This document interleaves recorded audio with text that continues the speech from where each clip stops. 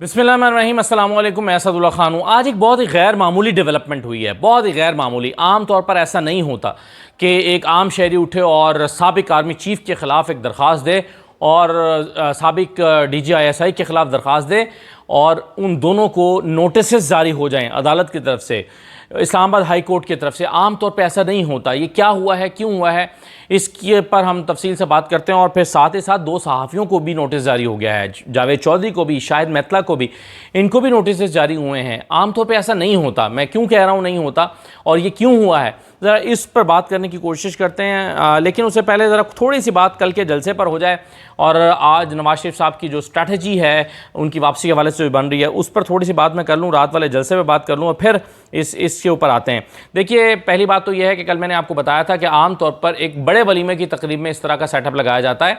एक सियासी शख्सियत के बेटे का वलीमा हो तो वहाँ पर कोई 2000 के करीब लोग इन्वाइटेड होते हैं, तो वहाँ पर इतनी बड़ी जगह पर इस तरह का एक सेटअप बनाया जाता है कि टेबल लगाकर और कुर्सियाँ लगा दी जाती हैं। इसमें बस ये हुआ है कि ज़रा टेबलों का फासला बढ़ा दिया गया और टेबल पर 8 की बजाय कहीं 2 कुर्सियाँ भी पड़ी हुई थी, कहीं 4 भी पड़ी हुई थी। इस तरह का सेटअप एक बनाया गया। अब इसको कैटरिंग वालों से लाहौर के सहाफ़ियों ने चेक किया है, जिसने कैटरिंग की है उससे जब चेक किया कितनी कुर्सियाँ लगी हैं तो पता चला है कि 1522 कुर्सियाँ टोटल लगी हैं।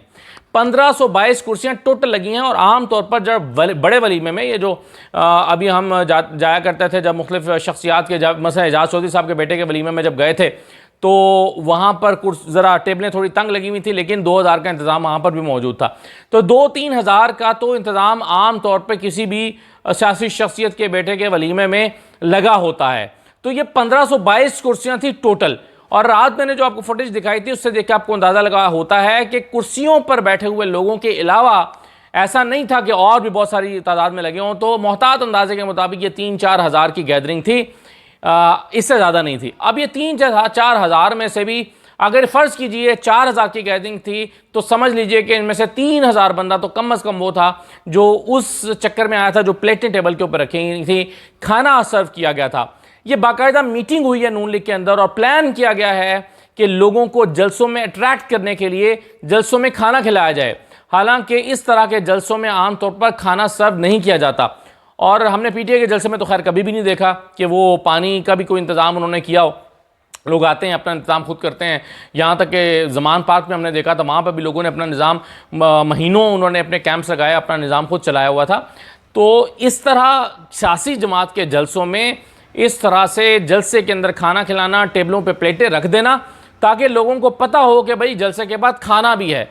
तो आपको याद होगा शादी की तकरीबात में आप जाते हैं और वहाँ पर होता यह है कि बाज़ दफ़ा दोपहर 2 बजे का फंक्शन हो तो 5 बजे जाके खाना मिलता है। यहाँ पंजाब में तो थोड़ा सा बेहतर हो गया निज़ाम, लेकिन कराची में अभी तक ये है कि अगर 10 बजे मेहमानों को 9 बजे बुलाया जाता है तो रात को 2-2 बजे भी खाना मिलता है। पहले तो 4-4 बजे भी मैंने शादियाँ अटेंड की हुई हैं जहाँ पर रात को 3 बजे 4 बजे भी रात का खाना मिला है। तो मैंने ये देखा कि लोग बैठे रहते हैं सारी रात, या अगर दोपहर 2 बजे का फंक्शन है, शाम 5 बजे खाना मिल रहा है तो खाने तक बैठे रहते हैं। तो लोग अगर शादी की तकरीब में खाने तक बैठे रहेंगे तो जलसे में खाने के लिए क्यों नहीं बैठेंगे।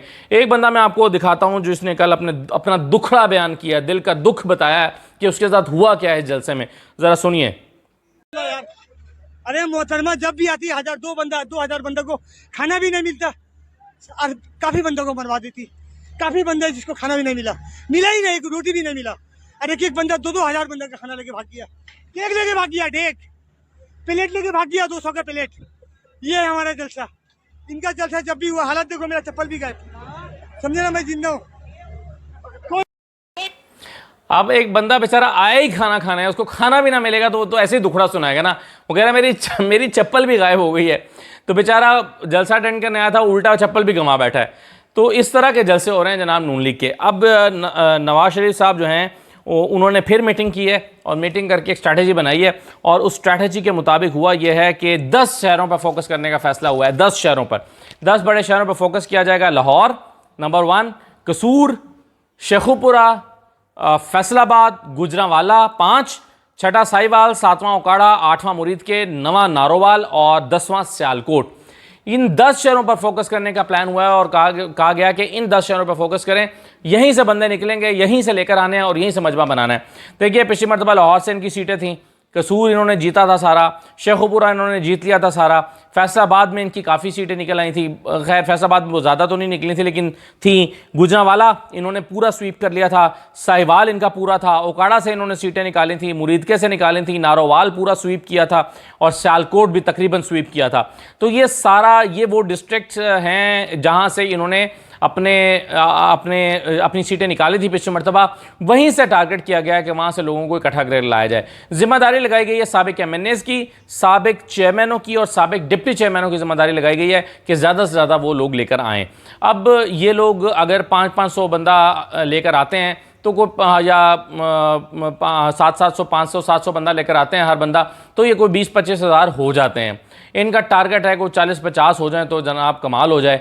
लेकिन आप देखें मीनार पाकिस्तान वाला जलसा कैसा होता है, क्या उसमें भी ऐसी कुर्सियां टेबलें लगा के खाने का इंतज़ाम किया जाता है या जलसे की तरह जलसा किया जाता है, तो ये अंदाज़ा हो जाएगा। अभी बहरहाल कल वाला जलसे में जो नून लीग के समझदार और तजर्बाकार लोग हैं वो इससे ज़्यादा इसकी परफॉर्मेंस से खुश नहीं है, बल्कि वो समझ रहे हैं कि ये इतना कुछ करने के बाद भी और इतना कुछ दिखाने के बावजूद भी लोग जो हैं वो अगर जलसे के लिए इस तरह लाने पड़े हैं बिरयानी की वजह से, तो फिर कोई फ़ायदा नहीं है। अच्छा, अब आ जाइए ज़रा एक और बहुत ही अहम खबर पर जिसका मैंने अभी जिक्र किया था, और वो ख़बर जो है वो आज इस्लामाबाद हाई कोर्ट से मुतालिक है। मैं आपको ये ख़बर दे देता हूँ, इसको साकिब बशीर साहब ने अपने ट्विटर पर शेयर किया। ख़बर यह है कि इस्लामाबाद हाई कोर्ट ने साबिक army chief general Qamar Javed Bajwa और साबिक DGI-SI जनरल फैज़ हमीद को नोटिस जारी कर दिए हैं। क्यों नोटिस जारी कर दिए हैं?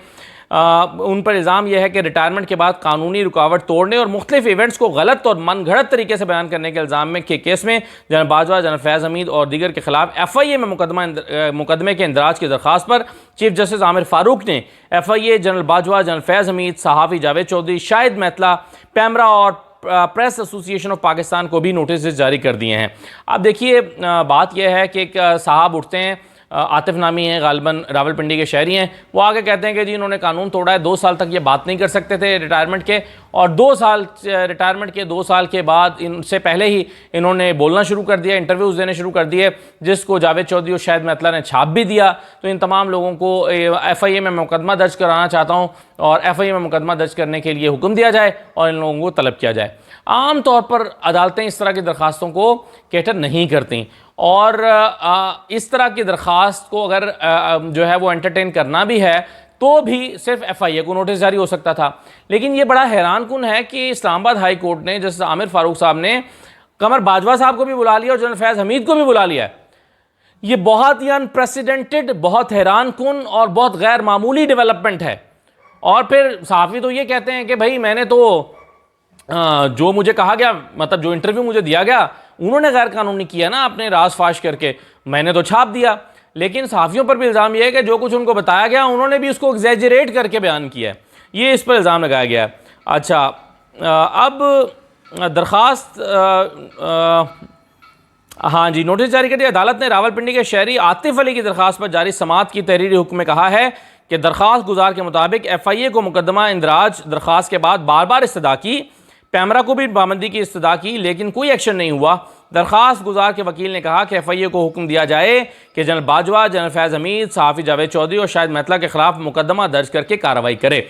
ये इस्लामाबाद हाई कोर्ट में, ये वैसे एक ये तो खैर आम बात है कि अगर पुलिस आपका मुकदमा दर्ज नहीं करती तो आप अदालत से रजू करते हैं और कहते हैं कि पुलिस मेरा मुकदमा दर्ज नहीं कर रही, तो आप उनको हुक्म दें कि वो मुकदमा दर्ज करें। उसके लिए आम तौर पे अदालत FIA को बुलाती है या मुतल्लिका SHO को या मुतल्लिका SP को बुलाती है और कहती है कि भाई आप इनका मुकदमा दर्ज क्यों नहीं कर रहे, आप इनका मुकदमा दर्ज करें। लेकिन जिसके खिलाफ मुकदमा दर्ज करना हो उसको नहीं बुलाया जाता आमतौर पे। भाई पुलिस अपना काम करे, मुकदमा दर्ज करे, बाकी काम पुलिस करे और फिर अदालत। लेकिन अदालत ने इन सबको नोटिस जारी कर दिए हैं। रावलपिंडी के रहायशी आम शहरी ने अपने पटिशन में गलत और मनगढ़ंत तरीके से मुख्तलिफ इवेंट्स को जाहिर करके जनरल बाजवा और जनरल फैज़ ने रिटायरमेंट के बाद मौजूदा कानूनी और अखलाकी रुकावट अबूर की, यानी 2 साल की जो पाबंदी थी, इस पर वो संगीन जुर्म के मुर्तकिब ठहरे हैं। क्रिमिनल एक्ट बाजवा और फैज़ हमीद की मिली भगत से हुआ, FIA मुकदमा दर्ज करके सख्त एक्शन ले, ये उसने दरख्वास्त गुजारने का है।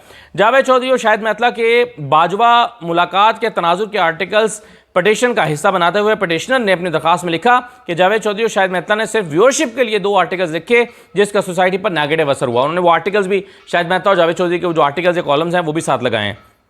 जब मैंने आर्टिकल्स देखे तो हैरान रह गया कैसे माफिया सोसाइटी को प्रागंदा कर रहा है। तवज्जो हासिल करने के लिए सहाफ़त की आड़ में आर्टिकल से रियासती इदारे की नेगेटिव तस्वीर पेश की गई। इन वाक़यात के तनाज़ुर में जारी मुहिम अवाम और रियासती इदारों के दरमियान अदम एतमाद पैदा करने की कोशिश है। आज़ादी इजहार राय की आड़ में क्रिमिनल रवैया सामने आया, इससे मुकदमा इंदराज की दरख्वास्त दी, लेकिन FIA ने मुकदमा दर्ज करके एक्शन नहीं लिया। अदालत मुकदमा दर्ज करने का हुक्म दे और पैमरा को पाबंदी लगाने का भी हुक्म दे।